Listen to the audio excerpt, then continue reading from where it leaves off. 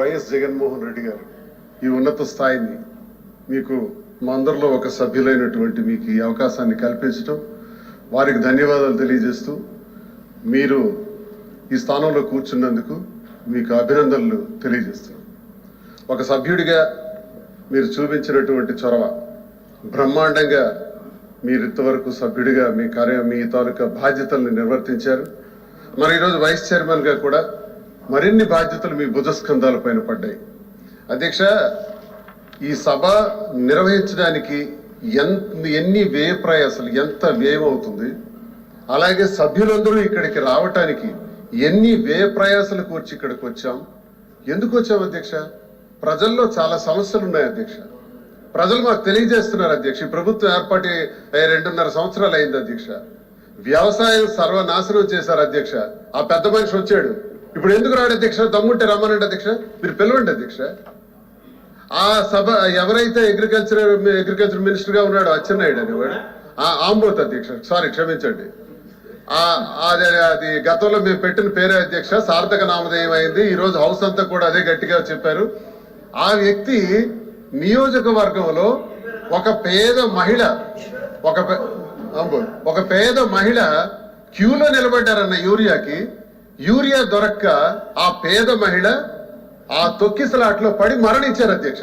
ఇది సాక్షాత్ వ్యవసాయ శాఖ మంత్రి నియోజకవర్గం, టెక్కలి నియోజకవర్గం, నందిగాం మండలం, పెదలవునిపల్లి అనే గ్రామంలో జరిగింది అధ్యక్ష. ఇంతకన్నా ఘోరం ఏంటి కావాలి అధ్యక్ష? వ్యవసాయానికి సంబంధించి యూరియా సప్లై లేదు, డిఏపి లేదు, పొటాషియం లేదు, వరి చేలు అయితే రంగు మారిపోతున్నాయి, చాలా దగ్గర పండించిన పంట గిట్టుబాటు ధర లేదు అధ్యక్ష. జగన్మోహన్ రెడ్డి గారు ప్రతి ఎకరాకు కూడా ఇన్సూరెన్స్ కట్టి, ప్రతి ఎకరాకు కూడా ఎరువులు, పురుగు మందులు, విత్తనాలు ముందస్తుగానే అంచనాలు వేసి అవన్నీ సప్లై చేసి గిట్టుబాటు ధరలు కూడా ఇచ్చి రైతన్నకు సంతోషపరిచినటువంటి రోజులు అధ్యక్ష. ఆ రోజుల నుంచి ఈ రోజుల్లోకి వ్యవసాయం, ఈ ప్రభుత్వం 2.5 ఏళ్లలో అధికారంలోకి వచ్చిన తర్వాత వ్యవసాయం సర్వనాశనం చేశారు. అవన్నీ మాట్లాడాలి అధ్యక్ష. అలాగే ఆరోగ్యశ్రీ సర్వనాశనం చేశారు. ఆరోగ్యశ్రీ కోసం ఒక రోగి ఆసుపత్రికి వెళ్తే నీ రోగానికి ఆరోగ్యశ్రీ నుంచి ఎటువంటి డబ్బులు రావు కాబట్టి నీకు ఆపరేషన్ చేయలేమని నిర్ద్వందంగా చెప్తున్నారు అధ్యక్ష. ఆసుపత్రుల్లో ఆరోగ్యశ్రీ సర్వనాశనం అయిపోయింది అధ్యక్ష. నాడు నేడు విద్య మంట కలిపారు అధ్యక్ష. ఇవన్నీ మాట్లాడాలని మేము వస్తే ఇది 3వ రోజు అధ్యక్ష. ఈ రోజు వరకు కూడా 1 నిమిషం అధ్యక్ష. మొదటి రోజు 8 నిమిషాలు, 2వ రోజేమో 11 నిమిషాలు, 3వ రోజేమో ఏదో మీరు రోజు వైస్ చైర్మన్ అయ్యారు కాబట్టి ఆ మాత్రం మాట్లాడే సమయమైనా దొరికింది అధ్యక్ష.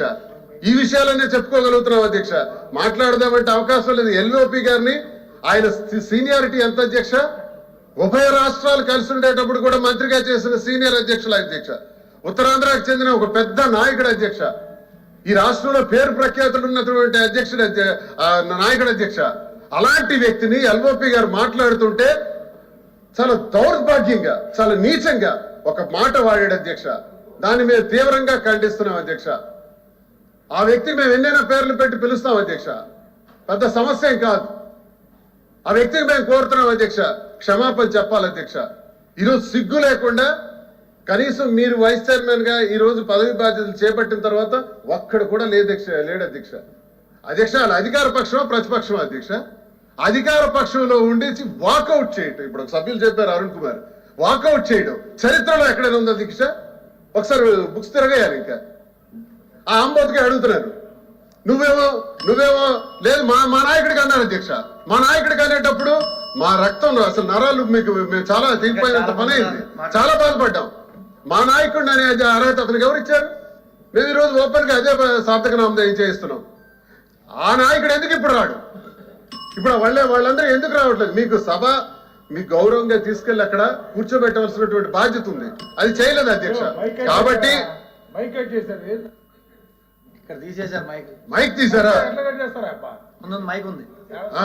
కాబట్టి మేము కోరుకున్నది ఒకటే అధ్యక్ష, మీరు అయ్యారు వైస్ చైర్మన్ గా, మాకు అవకాశం ఇవ్వండి, ప్రజా సమస్యలన్నీ చర్చించేందుకు అవకాశం ఇవ్వాల్సిందిగా కోరుకుంటున్నాను అధ్యక్ష. నమస్కారం. చంద్రశేఖర్ ఒక్క నిమిషం.